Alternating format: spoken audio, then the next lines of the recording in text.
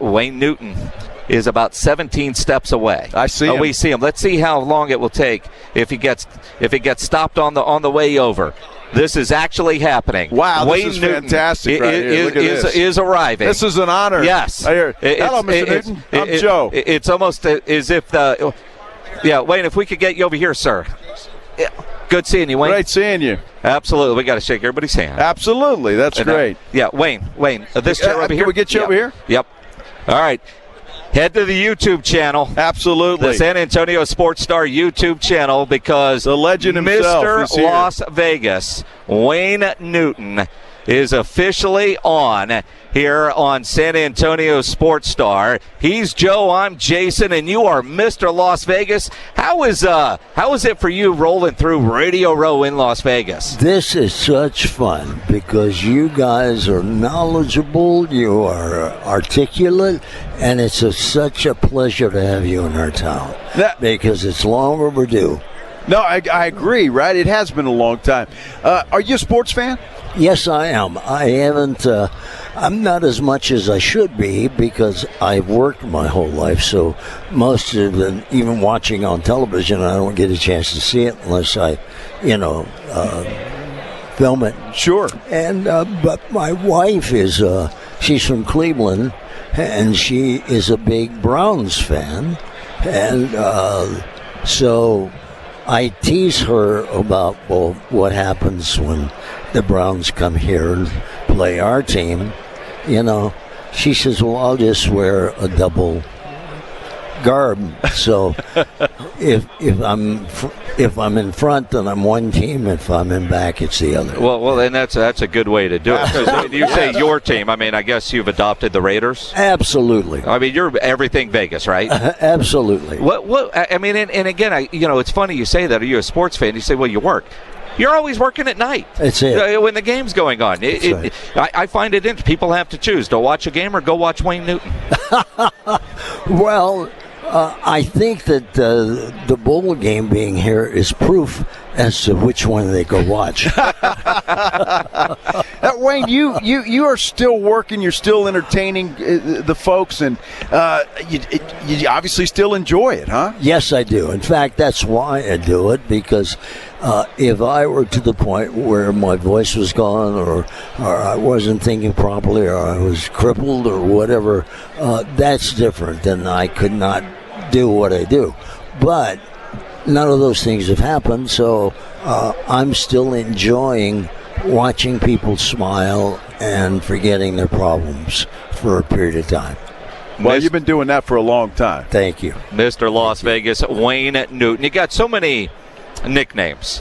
do you have a favorite that you prefer? I keep saying Mr. Las Vegas, but you've got like 7 others. Well, actually, those all came about from people, writers who came in to review the show at different places, right?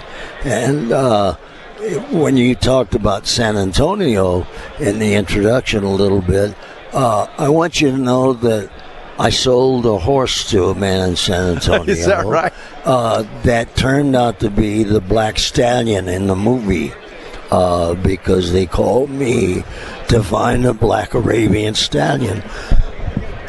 Excuse me. And so I knew exactly where to go to look for him, and he was in San Antonio. Anybody that we know?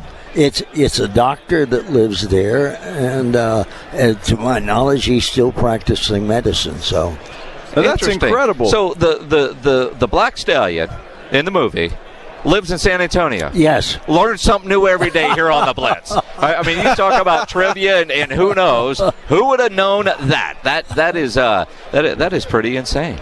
That is crazy. Now, did you get to San Antonio quite a bit during your career? I love San Antonio, and I also do a lot of work with military.